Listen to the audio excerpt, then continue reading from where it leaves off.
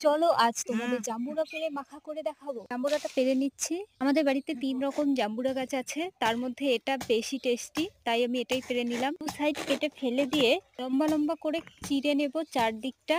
এইভাবে দায়ের সাহায্যে লম্বা করে চিড়ে নিলে খুব সহজেই খোসাগুলো ছাড়িয়ে নেওয়া যায়। এই ফলটি এখনো কার কার বাড়িতে আছে অবশ্যই কমেন্ট করে জানাবে বন্ধুরা। আমাদের এখনো দুটো গাছে আছে, একটা গাছে শেষ করে ফেলেছি। সেগুলো ছাড়িয়ে নিয়েছি কত সহজে, দেখুন হাতের সাহায্যে দু টুকরো করে নেব। রসে একদম টুকটুক করছে, কত সুন্দর। আমি খোসা ছাড়িয়ে বের করে ঝুরঝুরো করে নিয়ে থেতো করে রাখা ধনেপাতা, স্বাদ মতো লবণ, শুকনো লঙ্কা গুঁড়ো, থেতো করে রাখা কাঁচা লঙ্কা, চাট মশলাটা আমি আগেই দিয়ে রেখেছিলাম।